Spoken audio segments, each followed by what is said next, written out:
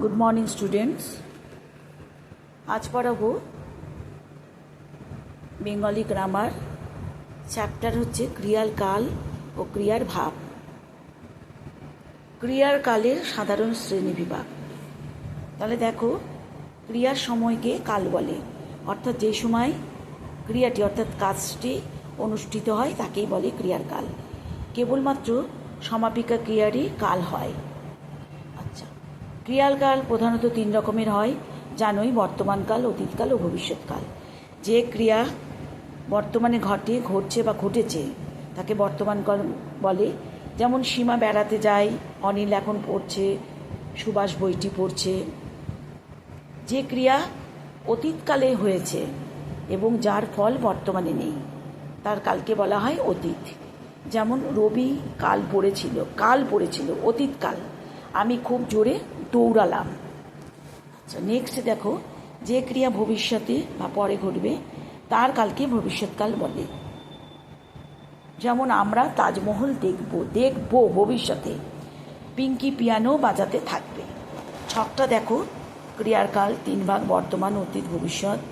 বর্তমান হচ্ছে এখন হচ্ছে সম্পন্ন, অতীতে সম্পন্ন হয়েছে, আর এটা ভবিষ্যতে সম্পন্ন হবে। দেখো, বিভিন্ন কালের শ্রেণী বিভাগ। বর্তমানকালকে আবার চারটি ভাগে ভাগ করা যায়: সাধারণ বা নিত্য বর্তমান, ঘটমান বর্তমান, পুরাঘটিত বর্তমান, বর্তমান অনুজ্ঞা। সাধারণ বর্তমান, যে ক্রিয়ার কাজ সাধারণভাবে বর্তমানে ঘটে বা প্রায় ঘটে থাকে তাকে সাধারণ বর্তমান বলে।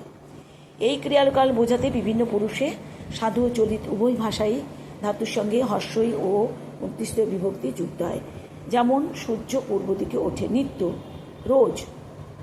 বাবা সকাল সন্ধ্যায় জপ করেন, প্রতিদিন আর কি। আচ্ছা, জল নিচের দিকে প্রবাহিত হয়, সাধারণই আমরা জানি জল নিচের দিকেই প্রবাহিত হয়। ঐতিহাসিক বর্তমান, সাধারণ বর্তমান যদি কোনো ঐতিহাসিক ঘটনা বর্ণনা করে তবে তাকে ঐতিহাসিক বর্তমান বলে। ঘটনাটি অতীতকালের হলেও এতে বর্তমান কালের ক্রিয়া ব্যবহৃত হয়। যেমন অন্ধকবি হোমার ইলিয়াড মহাকাব্য রচনা করেন। রাজা হবার কিছুদিন পরেই অশোক কলিঙ্গ রাজ্য আক্রমণ করে। ঐতিহাসিক ঘটনা যদি না বোধক হয়, অর্থাৎ না ঘটেনি এমন বোঝায়, তাহলে সাধারণ বর্তমানে ক্রিয়াটির পরে নি বা নাই বসাতে হয়। যেমন আজাদ হিন্দ ভোজের ভারত ও অভিযান সফল হয়নি, না বোধক এটা। ওয়াটারলু যুদ্ধে নেপোলিয়ান জয়লাভ করতে পারেনি। ঘটমান বর্তমান, যে ক্রিয়ারকাল চলছে এখনো পর্যন্ত হয়নি তার কালকে ঘটমান বর্তমান বলে। এই ক্রিয়ারকাল বোঝাতে ধাতুর সঙ্গে সাধু ভাষায় ইতেছি, ইতেছ, ইতেছে বিভক্তি এবং চলিত ভাষায় ছি, ছ, ছে বিভক্তি যুক্ত হয়। যেমন দুলিতেছে তরি, ফুলিতেছে জল, তখন থেকে আমার হাত দুটি কাঁপছে। ইতেছি, দুলিতেছে, তেছে, ইতেছে, ফুলিতেছে, হাত দুটি কাঁপছে। পশ্চাতে রেখেছ জানেছে, তোমারে পশ্চাতে টানিছে। পুরাঘটিত বর্তমান, যে ক্রিয়ারকাল আগে সম্পন্ন হয়েছে কিন্তু তার ফল এখনও বর্তমান, তার কালকে পুরাঘটিত বর্তমান বলে। এই ক্রিয়ারকাল বোঝাতে ধাতুর সঙ্গে সাধু ভাষায় ইয়াছি, ইয়াছো, ইয়াছে বিভক্তি এবং চলিত ভাষায় এছি, এছো, এছে বিভক্তি যুক্ত হয়। যেমন আমি কাজটা শেষ করেছি, ছি, এছি।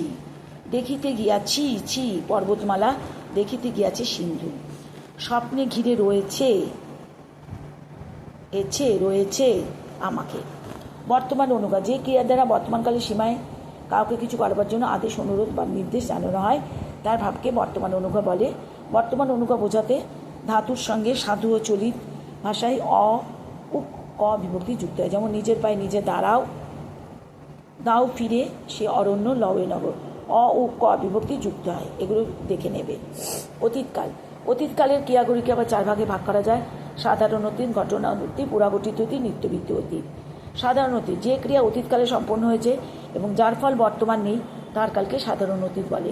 এই ক্রিয়াকাল বোঝাতে সাধু ভাষার সঙ্গে ইলাম, ইলে, ইল বিভক্তি এবং চলিত ভাষায় লাম, লে, ল বিভক্তি যুক্ত হয়।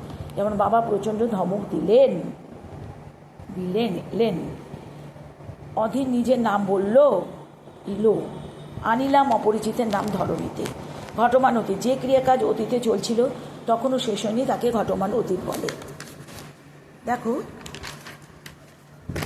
এই ক্রিয়াকাল বোঝাতে সাধু ভাষার সঙ্গে তেছিল, তেছিলে, তেছিলাম বিভক্তি এবং চলিত ভাষায় ছিল, ছিলে, ছিলাম বিভক্তি যুক্ত হয়। যেমন আমরা সবাই বাড়ি ফিরছিলাম, গেছিলাম, খুব বিদ্যুৎ চমকাচ্ছিল, ছিল এলোমেলো হাওয়া ছিল পুরাগঠিত হতো যে ক্রিয়া অতীতে সম্পন্ন হয়ে গেছে যেটা, যার কোনো ফল বর্তমানে নেই, তার কালকে পুরাগঠিত অতীত বলে। এই ক্রিয়াকাল বোঝাতে সাধু ভাষার সঙ্গে ইয়া ছিলাম বিভক্তি এবং চলিত ভাষায় এছিলাম বিভক্তি যুক্ত হয়। খেয়াল রাখবে সাধু ভাষায় কোন বিভক্তি আর চলিত ভাষায় কোন বিভক্তি যুক্ত হয়। আমি অনেক ভেবেছিলাম, বহু দূরে বেড়াতে গিয়েছিলাম। নিত্যবিত্ত অতীত, যে ক্রিয়াকাল অতীতে বেশ কিছুকাল ধরে প্রায় হতো কিন্তু এখন আর হয় না, এমন ক্রিয়ার বোঝাতে নিত্যবিত্ত অতীত হয়।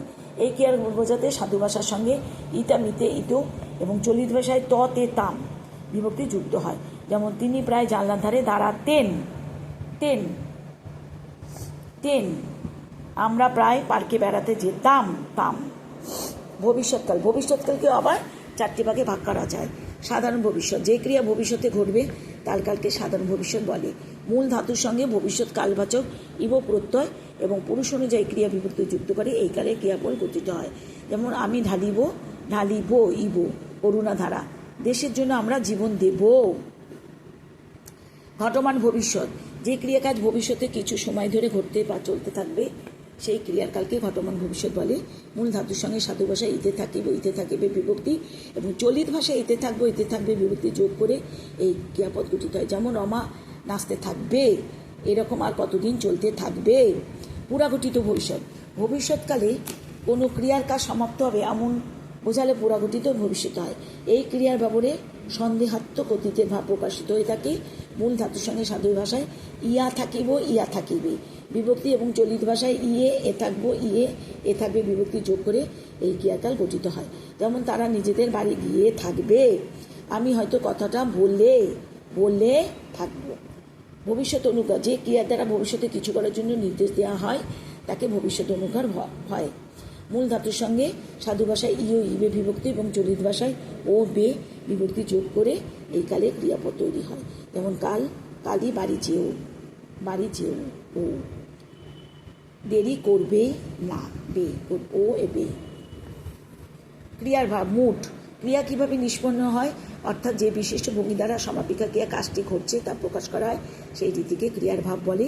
বাংলায় ক্রিয়ার ভাব 3 প্রকার: নির্দেশক ভাব, অনুজ্ঞা ভাব, আপেক্ষিক ভাব। ইন্ডিকেটিভ মুড, নির্দেশক ভাব, কোনো সমাপিকা ক্রিয়া দ্বারা যখন কাজ করা বা না করা, হওয়া বা না হওয়া কিংবা প্রশ্নের দ্বারা নির্দেশ করা হয় তখন তাকে নির্দেশক ভাব বলা হয়। বর্তমান, অতীত, ভবিষ্যৎ 3টি কালেরই ক্রিয়ার নির্দেশক ভাব হবে এবং ক্রিয়াগুলি দ্বারা সাধারণ ভাব প্রকাশ পায়। যেমন আমি আজ ফিরব না, তোমরা কি বিকেলে পড়তে যাবে। অনুজ্ঞা ভাব, কোনো বাক্যে যদি বক্তার আদেশ, উপদেশ, অনুরোধ, অনুমতি, আশীর্বাদ, কামনা, প্রার্থনা ইত্যাদি ভাব প্রকাশ করলে তার ক্রিয়ার যে বিশেষ রীতি প্রযুক্ত হয় তাকে অনুজ্ঞা ভাব বলে। যেমন দেখো, উপদেশ, আর কোনোদিন এখানে কাগজের টুকরো ফেলবে না, এটা উপদেশ দিচ্ছি। ক্লাসে গোলমাল না করে পড়ায় মন দাও, উপদেশ। একবার এখানে একটু আসুন না, অনুরোধ করছি। এবার তুমি বলতে পারো, অনুমতি। তোমাদের সবার মঙ্গল হোক, আশীর্বাদ।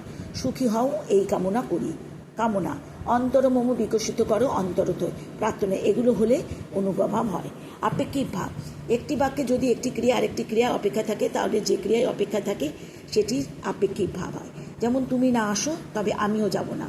বাক্যটিতে দেখো, যাব হচ্ছে ক্রিয়া, আসো ক্রিয়াটির অপেক্ষায়। যদি আসো তবে তুমি যদি আসো তবে আমিও যাব না, যদি তুমি না আসো তবে আমি যাব না।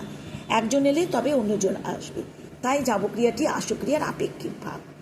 এইভাবে যদি বারণ করো তবে গাইব না, যদি তোর ডাক শুনে কেউ না আসে তবে একলা চলো রে, যদি মন দিয়ে পড়ো তবে পরীক্ষায় ভালো ফল হবে।